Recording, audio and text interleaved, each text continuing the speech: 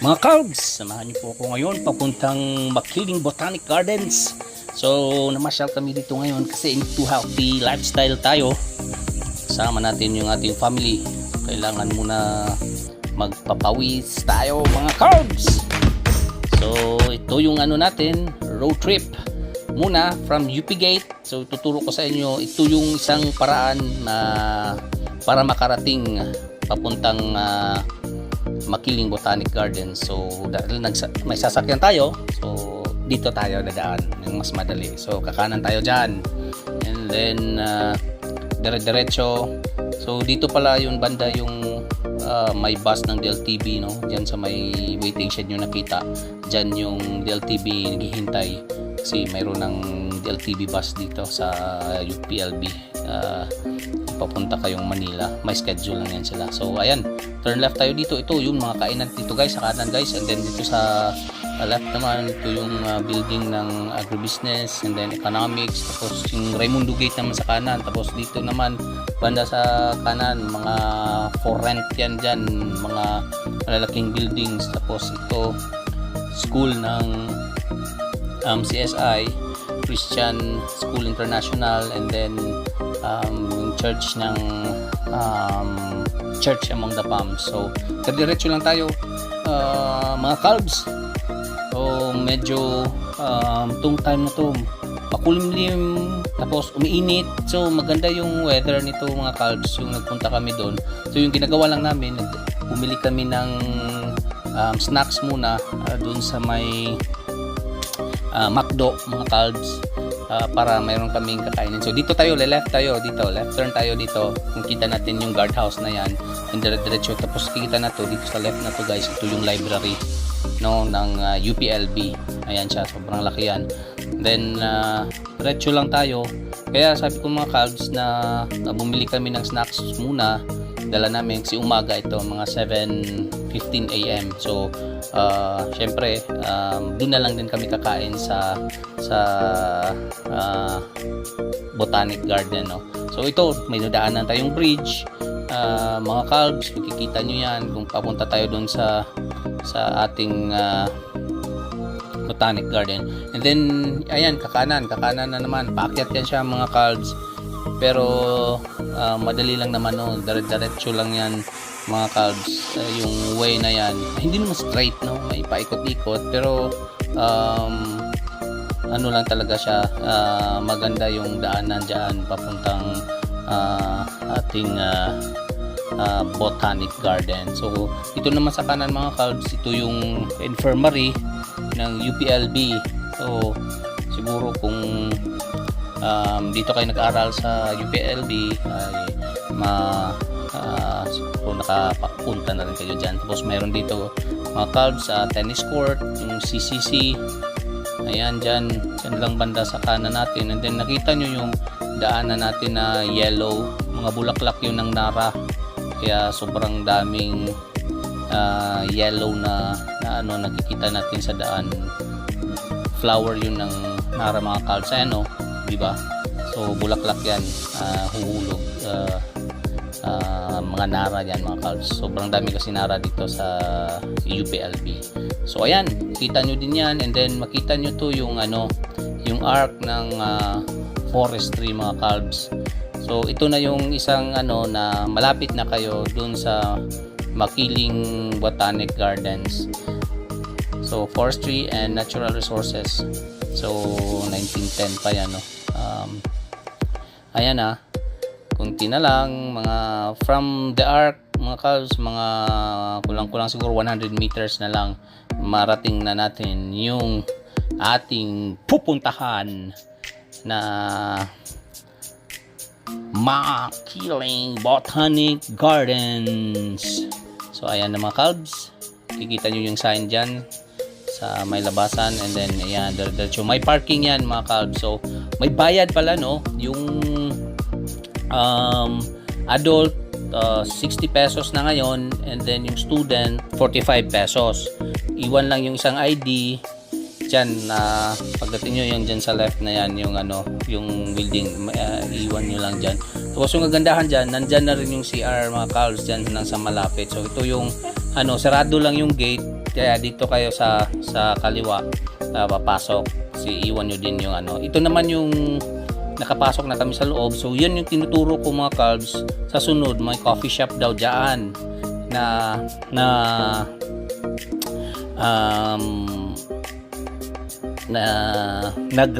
mag-rent. So mag-open sila dyan, no? Mag-open sila dyan. So ito mga calves, yung di ba, ang ganda ng lugar. So wala masyadong mga sasakyan. So talagang fresh na fresh yung hangin. No, dala lang talaga kayo ng tubig. Tapos ito yung pupuntahan natin. Kasi dati nakapasyal ako, sobrang tagal-tagal na yun guys. May swimming pool dito. So ating tingnan kung ano na yung itsura nung swimming pool dito. Pero dun sa past ko na videos, talagang madumi yun mga calves, kasi hindi na siya nalilinis sa pabayaan. Pero ito sigurong time dito kasi may mag-open dyan na coffee shop, siguro lilinisin dito. Ito mga calves, paakyat ka, ito mayroon ding pathway dyan sa gilid na pwede kang maglalakad doon. Makikita mo yung doon sa may baba banda. Sayang lang yun, may palaka din, no? So ito na yun mga calves, yung so mayroon ding mga upuan. So dahan-dahan na pinipinturahan nila actually ito, nililinis. So ayan mga calves, malinis na siya, kaso mayroon lang mga bulaklak din ng nara. Pero dati mga calves, sobrang green na green yan talaga, ang dumi yan tingnan. Pero ngayon ang ganda na, parang nililinis na talaga nila. So ready na yan for business mga calves, months from now, kasi mag-open na yung coffee shop dyan. So ayan mga calves, yung natin, yung tapos doon bumaba tayo, makikita nyo dito yung wall dyan sa may bundok, no?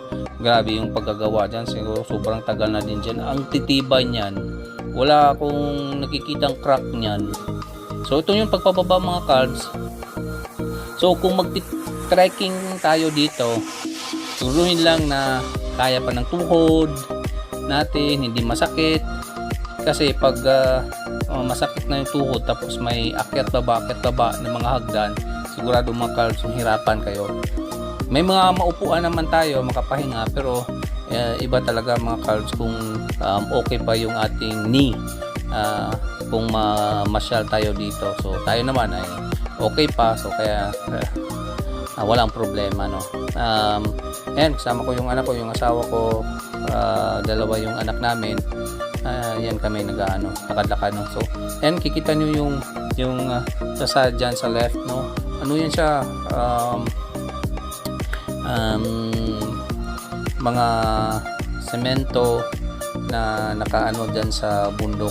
So abyan, titibay niyan, hanggang ngayon okay pa rin. And then kikita nyo to yung after nito mga guys, yung binibideo ko is yung river dyan, may tubig na yan dyan. Hindi lang masyadong kikita dito sa video, pero may tubig na, pero kunti pa lang kasi di ba summer pa ngayon. Then ito may mga tao din naglalakad, so open yan sila Saturday, Sunday. Sa holiday lang yung hindi sila open. So ito yung mga calves, so yung bridge, yung nakita ko parang 1960s pa to nagawa, 1960s. So medyo matagal-tagal na ito mga calves, pero hindi naman siya nasisira kasi kung matibay yung paggagawa nyo, magtatagal talaga. So ayan mga calves, kunti lang yung tubig ngayon kasi summertime pa. Puro pag rainy season na guys, punong-puno na yan. So may tubig pa rin. Then ganda pa rin yung mga tanim dyan sa gilid ng creek. So ito naman mga calves, I think yung dito sa left side, ito yung papuntang Raptors. Pero yung nga sabi doon, wala na daw yung mga eagle kasi dati sobrang tagal na rin, may Philippine Eagle pa yun doon, pero ngayon wala na daw. So dito muna tayo, hindi tayo akyat doon. So punta tayo na itong Gingiberales, yan guys, yung bulaklak yan. Tapos papunta tayong Malao River and picnic area. Pero yung picnic area hindi pa natin yun puntahan. So sa episode 2 na natin yun papakita. So itong mga calves, yung dinadaanan natin papunta doon. So medyo may mga tanim-tanim na tutumba, hindi lang namin pinutol din, so hinayaan lang namin, tapos dumaan lang kami sa ilalim, pero pwede naman siguro yun so ayan yung mga may mga upuan dito mga Carls, pero hindi siya napabayaan na ba, yung parang matagal na, ayan yung medyo madumi na, tapos may mga lumot na, ayan siya. Pero kung i-develop lang talaga to, ang ganda dito mga Carls, ang ganda pa siya lang talaga dito sa Makiling Botanic Gardens. So ayan ito rin yung parang temporary lang siguro to, yung kunting maliit na bridge dito, tingnan nyo, still matting lang hindi na ako nakakita ng ganyang klaseng still matting sa dati, panahon ko pa ng lolo yun, nakikita ko yung ganun, pero ito dito ginagamit pa rin, pero matibay naman dadaanan pa rin, ayan. So isa-isa lang. So ito yung mga Carls, yung kita nyo, CR din yan, pero sira na rin yung CR. So maraming area na may CR, pero hindi lang siya maayos, talagang napabayaan na, kasi siguro wala din masyadong pupunta dyan, tapos siguro yung fund kung maintain, kasi siyempre may tao, so baka wala na rin, kaya hindi siya na-maintain talaga mga Carls. Pero ang ganda talaga dito na lugar para mag-exercise, dala mo yung anak, pero yun nga, ingat lang din, ayan yung mga kikita nyo, may mga tables din dyan, madadaanan, ang daming mga tables talaga mga Carls na pwedeng maupuan sana, kaso sobrang dumi lang, daming mga dahon. Then left and right yan, may mga pwede kang maupuan dyan. Tapos dito na area, nakikita mo na yung creek, tsaka yung maririnig mo na yung agos ng tubig mga Carls dito na area. Ayan, wala na din itong tubig dito, ang ganda talaga dyan, tapos ito mayroong parang ng faucet siguro yan. Pero pag na yan, operate na yung mga kainan dyan, dami nang pupunta dito, sigurado yan. Ang ganda talaga yan dyan mga Carls. So dito naman, pababa na tayo doon sa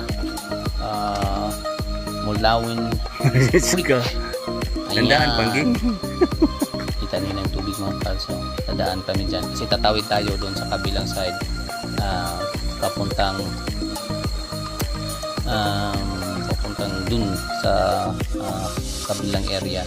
So ayan mga Carls, so yung tubig, diba ang ganda, pwede din mag-picnic dyan sa may creek, dyan kayo upo, kain kayo, snacks kayo, pahinga. So ang ganda, malamig din dyan na area.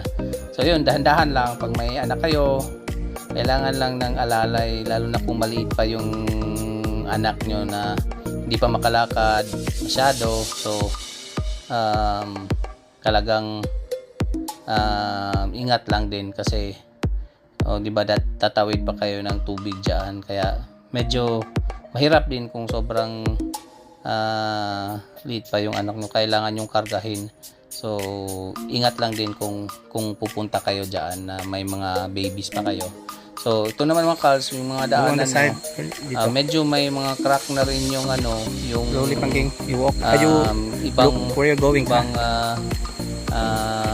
nadadaanan nyo, kasi nasisira siya ng mga roots ng kahoy, malalaking kahoy. So tapos meron din iba na steep yung babaan nyo. Mag-iingat lang din, lalo na pag may mga bata, hindi mo masyadong tatakbo-takbo, kailangan talaga na andyan kayo, kasi kung medyo makulit yung bata, mahulog dun sa gilid. Pero ayun nga mga Carls, ang ganda talaga dito, talagang fresh yung yung air, tapos yung malanghap nyo na oxygen dyan, talagang fresh na fresh. And then syempre kikita nyo iba-ibang halaman, tapos mga malalaking kahoy, may mga bulaklak din. Hindi ko masyado nakukuha ng bulaklak. Ito yung zingiberalis guys, ito yung pula, yun yung nasa picture dito, yung sa left side yan, yung bibidyohan niya ng anak ko dyan. Yan, dito si kuya nag picture, ayan.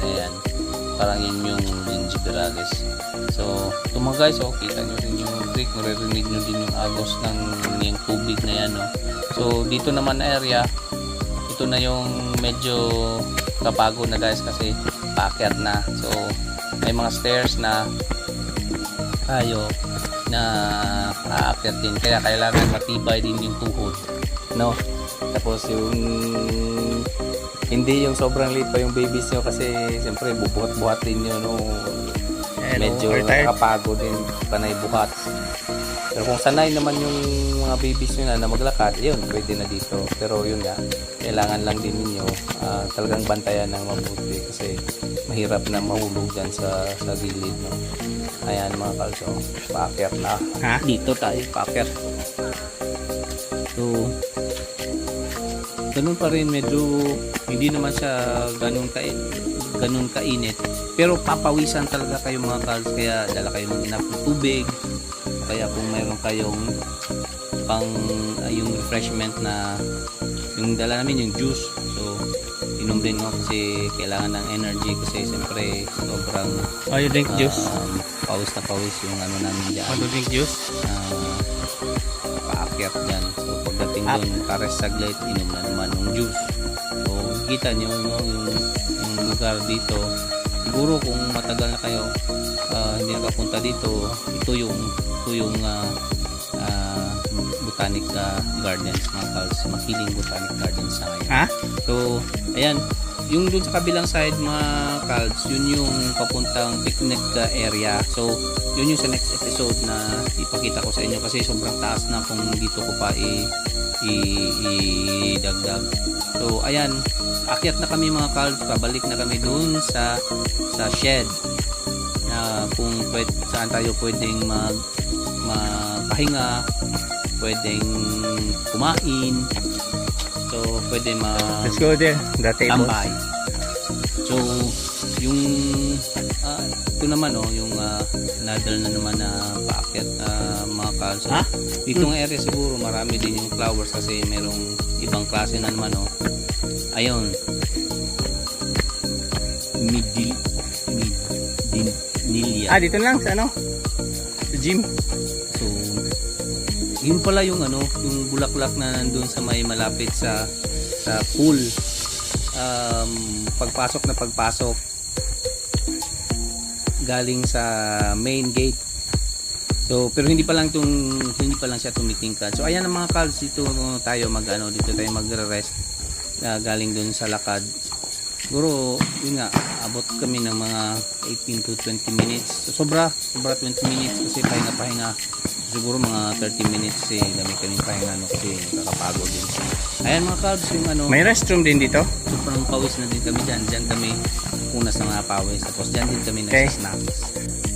After sa dito, meron din dito ginagawang area na saan birthday, may party, so ginagamit din to. So yung likod niyan guys, doon sa likod ng anak ko, may butterfly area pala yun doon na parang may naka-screen na parang dome type, pero wala na siya ngayon. So yan lang mga Kals yung natin. Before pala matapos, pakita ko lang yung restroom dito. At least makita nyo, pagpasok nyo, yung main gate, nandito lang siya sa gilid sa left side, yung bagong gawa lang mga Kals, talagang ang linis, no. Dismay lang to na video na namin na kuha namin. So ayun mga Kals, yung natin, no. Sana nag-enjoy kayo at salamat sa support nyo at panunood sa video na to. So God bless sa inyong lahat guys. Thank you for watching.